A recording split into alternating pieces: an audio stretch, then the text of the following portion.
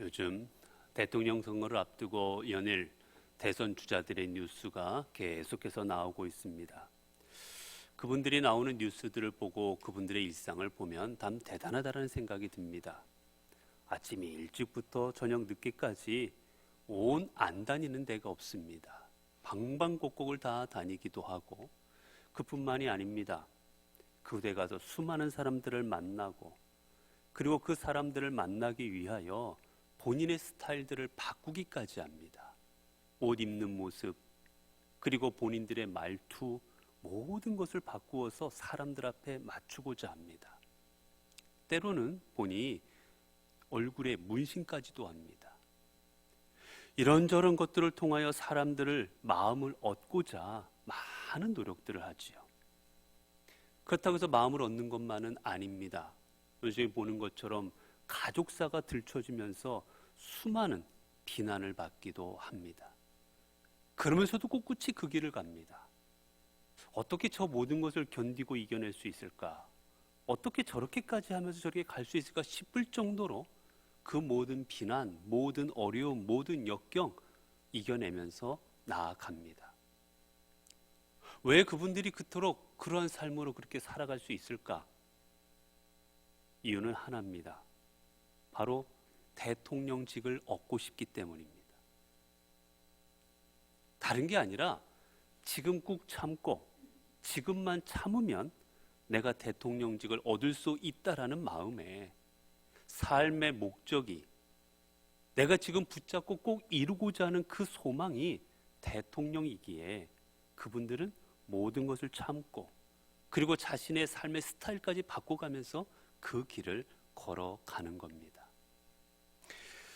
여러분, 그렇습니다. 우리는 이처럼 내가 무엇을 지금 추구하고 살아가느냐, 내가 무엇을 얻기 위하여 살아가느냐, 무엇을 붙잡고 살아가냐에 따라서 우리는 삶이 전혀 다른 삶이 이루어집니다. 우리가 지난 시간에 보았던 것처럼 세례 요한은 사람들처럼 성공을 원하거나 다른 사람들처럼 자신의 이름이 높아지거나 그런 것을 원하는 삶을 살아가지를 않았습니다. 그럼에도 불구하고 그는 예수님으로부터 세상에서 여자가 낳은 자 중에 가장 큰 자라는 그러한 칭찬을 받고 인정을 받습니다. 아니, 예수님뿐만이 아니었습니다. 사람들로부터도 혹 이 땅에 다시 우리에게 오신다고 한 그 메시아가 아닌가, 혹 그리스도가 아닌가 할 정도로 그는 권능 있는 삶을 살아갔습니다. 그토록 권능 있는 삶을 살아가고, 그리고 그토록 예수 그리스도께 인정받는 삶을 살아갈 수 있었던 이유는 무엇이었느냐? 바로 첫째는 그는 성공을 붙잡는 삶이 아닌 바로 말씀을 붙잡는 삶이었기 때문이었습니다. 자신에게 임했던 하나님의 말씀, 그 말씀을 그는 평생을 붙들고 그는 살아갑니다. 그는 어떤 말씀을 붙들고 살아갔습니까? 요한복음 1장 23절에 보면 이르되 나는 선지자 이사야의 말과 같이 주의 길을 곧게 하라고 광야에서 외치는 자의 소리로라 하니라. 사람들이 당신이 누굽니까? 라고 말하자 세례 요한은 말합니다. 나는 이 땅에 오실 예수 그리스도의 길을 곧게 하고 준비하는 사람입니다. 그는 그 주님의 말씀을 평생을 붙들고 살아갔고, 자신에게 임하신 그 말씀대로 그 임하신 말씀을 이루고자 하는 삶을 살아갈 때 그는 이 땅의 여자가 낳은 자 중에 가장 큰 자가 될 수 있었던 거지요. 오늘 우리가 읽은 본문의 말씀은 또한 그가 그토록 주님께 인정받는 삶을 살아갈 수 있었던 두 번째 이유가 나옵니다. 그가 또한 붙잡고 살아간 또 하나의 대상이 있었습니다. 바로 무엇이었냐면 바로 예수 그리스도입니다. 수많은 사람들이 사람을 붙잡고 살아갑니다. 여러분, 대부분 성공하려면 뭘 잘해야 된다고 합니까? 줄을 잘 서야 된다고 합니다. 나를 이끌어 줄 만한 사람, 내 앞길을 좀 열어줄 만한 사람, 그 사람 앞에 줄을 잘 서야 우리는 성공할 수 있다고 생각을 합니다. 그래서 사람을 붙잡습니다. 나를 좀 인도해 달라고, 나를 좀 사람들 앞에 세워달라고, 나를 좀 성공하게 해달라고 사람들을 우리는 붙잡으며 살아갈 때가 많습니다. 사람에게 우리는 매달립니다. 그러나 세례 요한은 그렇지를 않았습니다. 사람들 앞에 나를 좀 알아주십시오, 나를 좀 인정해 주십시오, 그러기 위하여 예루살렘으로 가서 대제사장, 종교 지도자들 아니면 귀족들, 그들과 함께하며 그들을 붙드는 삶을 살아가지 않았습니다. 도리어 사람이 없는 저 광야 빈들로 나아가 버립니다. 왜 그렇습니까? 사람이 아닌 하나님을 붙들고 살고 싶었기 때문입니다. 세상 사람들은 성공을 위해 사람을 붙들려고 사람들이 많이 모인 예루살렘으로 향했지만 세례 요한의 생각에는 내가 하나님이 주신 사명을 이루어 가려면 내가 붙잡아야 될 대상은 사람이 아니라 하나님이었기에 그는 광야, 하나님을 만날 수 있었던 저 광야로 나아갔던 겁니다. 여러분, 이처럼 그는 그의 삶을 평생토록 예수 그리스도를 붙들고 예수 그리스도를 삶의 목적으로 삼고 그는 살아갔습니다. 그러면 그가 정말 내가 다른 것 아니라 예수님이 내 삶의 목적이요, 나는 주님 붙들고 살아가겠습니다 했던 그 삶은 어떠한 삶의 모습으로 나타났습니까? 우리가 오늘 본문에 보게 되면 오늘 본문에서 말합니다. 그 세례 요한은 나는 그리스도가 아니니라 라고 고백을 합니다. 여러분, 우리가 어디 가면 이런 분이십니까? 높으신 분이십니까? 우리를 인정해주면 여러분, 우리 얼마나 좋겠습니까? 어디 나갔는데 당신은 정말 여기서 가장 높으신 분 같고 여기서 가장 권위 있는 분 같고 여기서 가장 뛰어난 분 같다라고 말해주면 얼마나 좋겠습니까? 그런데 오늘 세례 요한은 혹 우리가 그토록 열망하던 그리스도가 당신 아닙니까? 라고 물어볼 때 글쎄요, 여러분, 그런 대답이 아니라 나는 그리스도가 아니니라고 딱 잘라 말합니다. 나는 그리스도가 아닙니다. 나는 그분을 준비하러 온 사람이지 나는 절대로 그리스도가 아닙니다라고 그들 앞에 선포합니다. 여러분, 이게 얼마나 중요한 건지 아십니까? 우리는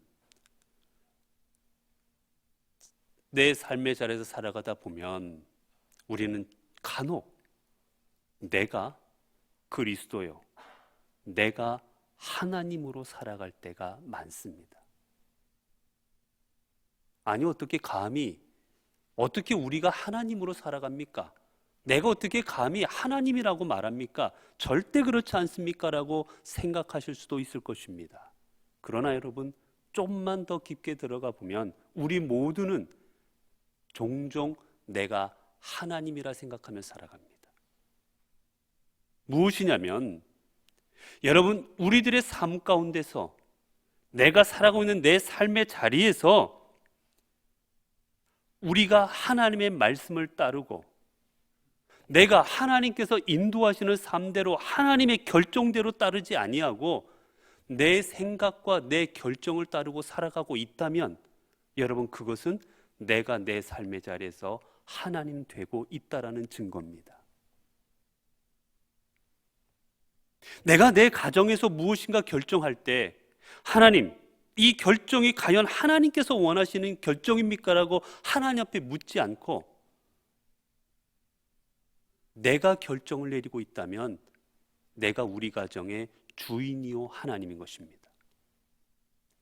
내가 모인 내 공동체에서 이거를 어떻게 해야 될 것인가를 하나님 앞에 묻지 않고 내 생각대로 묻고 결정을 하고 살아가고 있다면 내 삶의 자리에서 내가 하나님인 거예요. 우리는 아니라고 부인하고 싶지만 실은 내가 하나님으로 살아가고 있는 겁니다. 그러나 세례 요한은 고백합니다. 아닙니다. 나는 그리스도가 아니요. 나는 주님의 말씀대로, 주님이 인도하시는 대로, 나는 오직 주님이 내 인생의 주인이고 나는 그분을 따라가는 그의 종일 뿐입니다. 라고 그는 고백하고 있는 거예요. 여러분, 태초부터 이 땅에 가장 첫 번째로 들어온 범죄가 무엇인지 아십니까? 사탄이 하와에게 와서 하와에게 해준 유혹이 이겁니다. 저 선악과를 먹어라. 하나님께서 너를 못 먹게 하신 이유는 단 하나다. 내가 하나님처럼 될까 봐 두려우신 것이다. 저것을 먹으면 너희들도 하나님처럼 될 것이다. 여러분, 아담과 하와가 어땠습니까? 모든 것은 마음대로 할 수 있었어요. 그러나 단 하나, 선악과의 열매는 따먹지 말라는 하나님의 명령이 있었습니다. 그 명령이 바로 사람과 하나님과의 구별점이었어요. 그러나 그조차도 하나님의 뜻이 아닌 내 뜻대로 저것조차도 먹어버리면 나도 이제 하나님처럼 내 삶에서 내 마음대로 결정하고 살아갈 수 있다라고 생각하게끔 유혹한 겁니다. 왜 저것만 네가 결정 못하냐? 왜 저것만 못 먹니? 저것조차도 먹을 결정을 이제 앞으로 네 마음대로 할 수 있을 거야. 한번 먹어봐 라고 말하는 겁니다.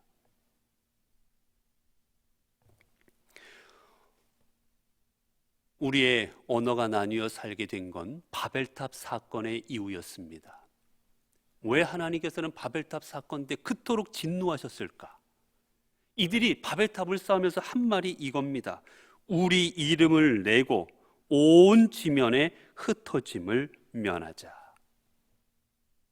이들이 바벨탑을 쌓으면서 이 탑을 쌓아서 하나님께 영광을 돌리자라고 한 게 아니라 하나님이 언제나 우리를 흩어버리실 수도 있고 우리의 모든 것을 하나님 마음대로 하실 수 있으니 이제 우리가 이 탑을 쌓아서 저 하나님께까지 올라가 봐서 이제 하나님의 뜻대로 우리를 흩어버리는 게 아니라 우리 스스로 우리를 지키고 우리 스스로 우리의 이름을 높이고 우리 스스로 뭔가 좀 해보자.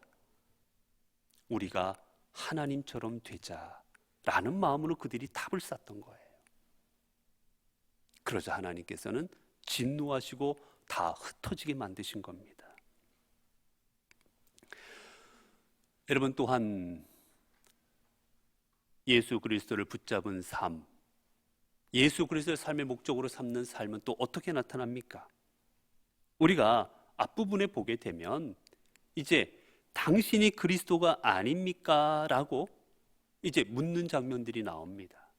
그때 세례 요한이 말합니다. 나는 그분의 신들매도 풀지 못할 사람입니다.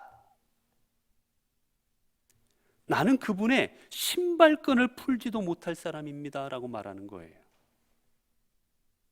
팔레스타인 지방에서는 더운 날씨인 거로 주로 샌들을 신었습니다. 우리가 여름에 신는 그런 샌들을 신고 다녔어요. 그런데 그냥 신고 다니면 이게 벗겨지지 않습니까? 그래서 가죽끈으로 발목 이런 데를 묶었어요. 신발이 벗겨지지 말라고. 그래서 집 안으로 들어오게 되면 이 신발을 끈을 풀어야 됩니다. 그리고 들어와서는 발을 씻고 들어와야 돼요. 먼지가 많이 묻었으니까. 여러분, 샌들을 신고 그 척박한 먼지 구더기를 돌아다녔으니 얼마나 발에 먼지가 묻었겠습니까? 그러니 그 신발끈을 풀어야 되면 어떻게 했어요? 첫 번째는 신발끈을 풀으려면 그 상대방 앞에서 무릎을 꿇어야 됩니다.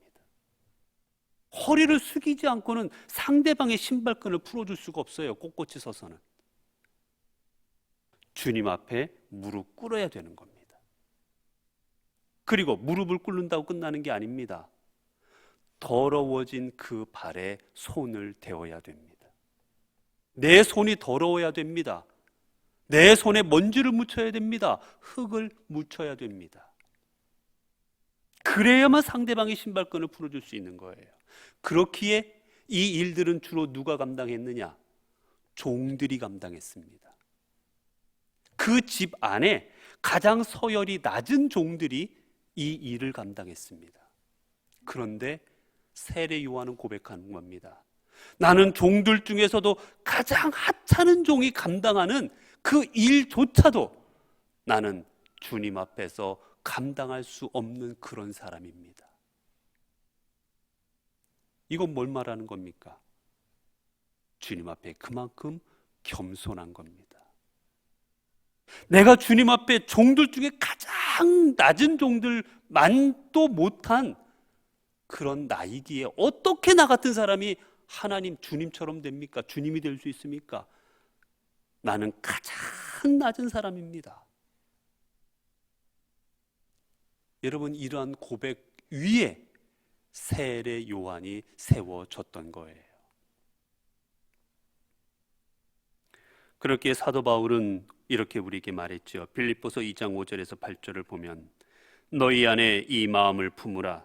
곧 그리스도 예수의 마음이니 그는 근본 하나님의 본체시나 하나님과 동등됨을 취할 것으로 여기지 아니하시고 오히려 자기를 비워 종의 형체를 가지사 사람들과 같이 되셨고 사람의 모양으로 나타나사 자기를 낮추시고 죽기까지 복종하셨으니 곧 십자가에 죽으심이라.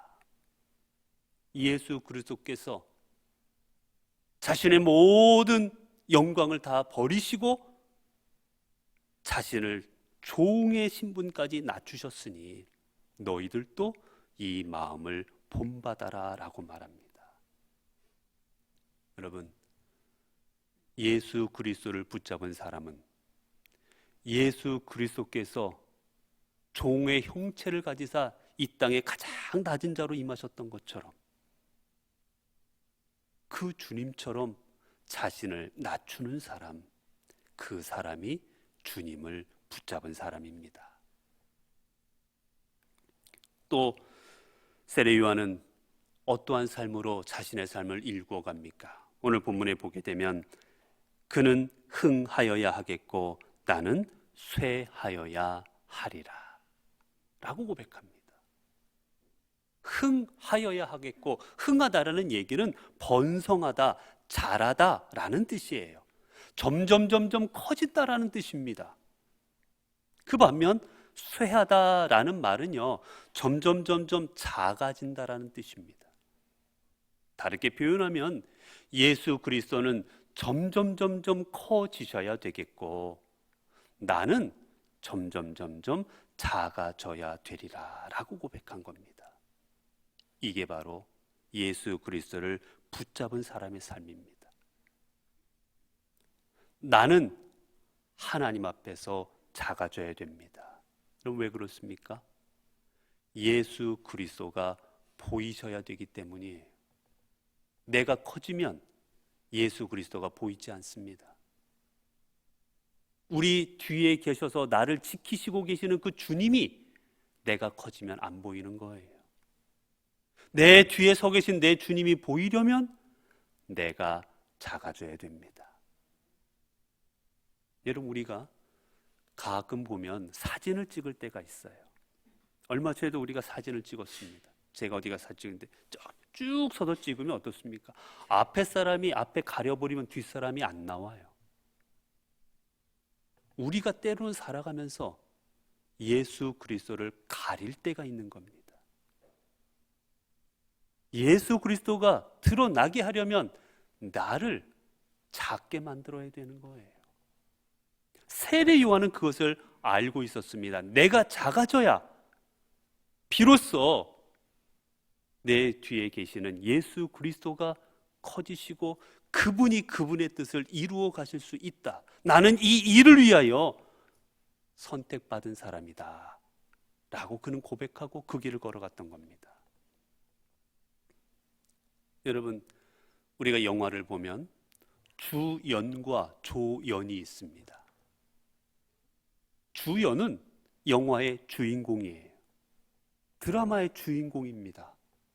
모든 영화와 드라마는 그 주인공을 중심으로 스토리들이 돌아갑니다. 그러나 주인공만으로 돌아가진 않아요. 또 누가 있느냐? 조연이 있습니다. 조연의 역할은 무엇이냐? 주인공이 드러나도록 돕는 역할을 하는 겁니다. 주인공이 이 일들을 이루어가도록 돕는 역할을 하는 게 조연이에요. 만약 조연이 주연보다 더 드러나고 싶다고 하면 그 영화는 망쳐지는 겁니다. 여러분, 우리는 살아가며 주연이 되고 싶은 게 우리의 본능입니다. 우리가 있는 자리에서 내가 드러나고 싶고 내 이름이 높여지고 싶고 내가 주인공이 되어서 사람들 앞에 보여주고 싶은 게 우리의 다 마음인 거예요. 그러나 우리는 기억해야만 합니다. 우리의 삶에서 주인공은 주님이십니다.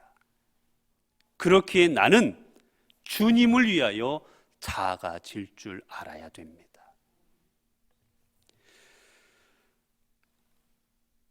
반면 내가 높아지고 싶어서 우리는 내가 주연이 되고 때로는 주님을 조연으로 삼을 때가 있어요. 주님의 그래서 내가 하고 싶은 일을 위하여 주님의 이름을 갖다 쓰기도 하고 주님의 말씀을 갖다 쓰기도 합니다. 주님의 일을 한다고 하지만 실은 주님의 일이 아니라 나를 위해 일하고 있는 때로는 그러한 삶을 살아가기도 합니다. 그런 사람들에게 주시는 하나님의 경고입니다. 마태복음 7장 21절에서 23절을 보면 나더러 주여 주여 하는 자마다 다 천국에 들어갈 것이 아니요 다만 하늘에 계신 내 아버지의 뜻대로 행하는 자라야 들어가리라.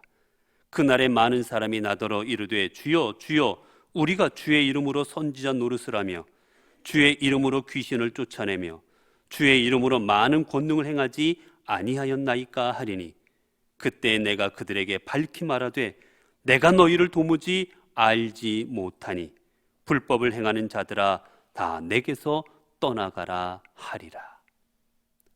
아무리 많은 일을 해도 내가 하는 그 일이 주님을 위한 일이 되지 않을 때, 나를 위한 일이 될 때는 주님 말씀하십니다. 불의를 행하는 자들아 나를 떠나가라. 내가 너를 알지 못하노라. 여러분이 하나님의 사명을 감당할 때 많이 감당한다고 해서 좋은 게 아닙니다. 오래 감당할 때 해서 좋은 게 아닙니다. 얼마나 했느냐가 중요한 게 아니에요. 어떻게 했느냐가 중요한 겁니다. 어떤 마음으로 했느냐가 중요한 겁니다. 어떠한 자세로 했느냐가 중요한 겁니다. 성경에 보면 사도 바울이 이제 루스드라 지역에 가서 전도를 합니다.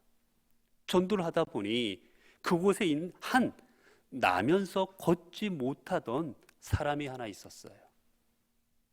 바울이 그에게 주님의 이름으로 그를 치유하여 줍니다. 그러자 그곳에 있던 이방 사람들이 이 놀라운 일이 벌어진 것을 보고는 이분들은 신이다. 저 바울과 바나바는 신이 내려온 신이다라고 생각을 하고 바나바를 제우스로 그리고 말을 하고 있는 바울을 헤르메스로 그렇게 여기고 그들 앞에 와서 제사를 지내려고 합니다. 그때 바나바 바울은 옷을 찢고 그들 앞에 말합니다. 이르되 여러분들이여 어찌하여 이러한 일을 하느냐?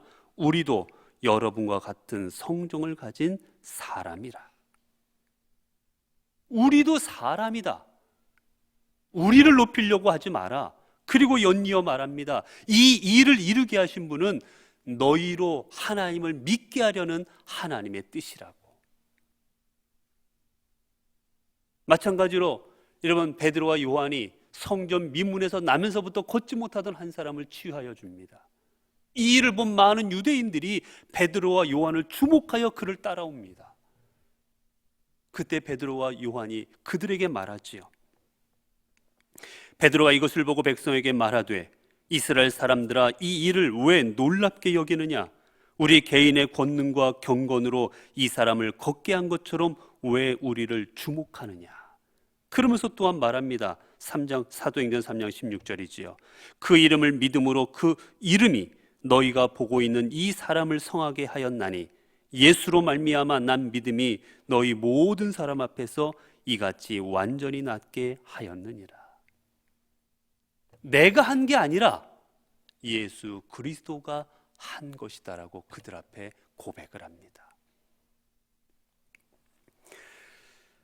세례 요한 그리고 바울, 베드로 모두 같은 삶을 살아갔습니다. 내가 살아가는 내 삶, 그리고 이 순간이 역사적인 순간에 주인공은 주님이십니다. 내가 아닙니다. 그래서 사도 바울은 이렇게 고백했죠. 빌립보서 1장 20절을 통해 나의 간절한 기대와 소망을 따라 아무 일에든지 부끄럽지 아니하고 오직 전과 같이 이제도 온전히 담대하여 살든지 죽든지 내 몸에서 그리스도가 존귀되게 하려 하나니. 오직 내가 죽든지 살든지 오직 나를 통하여 예수 그리스도가 존귀케 되기를 원합니다. 이게 바로 예수 그리스도를 붙잡는 삶입니다. 사랑하는 성도 여러분, 오늘 또 수많은 사람들이 이 땅을 살아가고 있습니다. 오늘 또 살아가며 열심으로 수많은 일들을 감당하며 그렇게 살아갑니다. 그러나 우리가 아무리 열심히 일을 해서 많은 걸 얻었다 할지라도 우리 안에 주님이 없다면 우리 인생은 헛될 수밖에 없습니다. 세례 요한은 누구보다 이것을 잘 알았기에 그는 그의 인생을 한낱 사라져버릴 그런 인생으로 남겨지지 않도록 그는 말씀을 붙들고 그리고 예수 그리스도를 붙잡음으로 자신의 삶을 일구어 나갔습니다. 그의 삶의 중심은 바로 주님이었고 그의 삶의 목적이 주님이었기 때문입니다. 여러분, 내가 비록 쇠하여도 내 안에 계신 주님께서 흥하신다면 결국 세례 요한처럼 우리의 삶도 흥해질 것입니다. 내가 조연이 되어 주연 되시는 주님을 드리는 삶, 주님을 붙잡는 삶으로 살아가게 될 때 우리 인생은 주 안에서 영원히 빛나게 될 것입니다. 기도하겠습니다. 은혜로우신 하나님, 오늘 또 우리의 삶을 돌아봅니다. 우리가 과연 주님을 믿는다 하면서도 지금까지 내가 무엇을 추구하며 무엇을 위하여 살아갔는지 돌이켜보니 너무나 주님 앞에 죄송스러운 마음뿐입니다. 주님을 믿는다 했지만 여전히 사람을 보았고, 주님을 믿는다 했지만 여전히 내가 내 삶의 주인공이었고, 주님을 믿는다 했지만 여전히 내가 중심되는 삶이었습니다. 이제 우리를 위해 이 땅에 오신 예수 그리스도의 탄생을 기억하며 우리의 삶이 주님을 위한 삶이 되게 하옵소서. 주님을 위해 모든 것 버리고 주님 위해 모든 삶을 바쳤던 세례 요한처럼 오직 주님만을 드러내는 삶을 살아가고자 했던 제자들처럼 이제 우리 주님께서 우리 인생 주인공 되게 하옵소서. 그래 훗날 주님 앞에 나아갔을 때 나는 너를 알지 못하노라 라는 말을 듣지 않고 착하고 충성된 종아 라는 칭찬받는 자리에 서게 하옵소서. 우리는 날마다 쇠하여지지만 우리의 삶 속에서 우리 주님은 날로 흥하여지는 삶이 되게 하옵소서. 우리 주 예수 그리스도 이름으로 기도드리옵나이다. 아멘.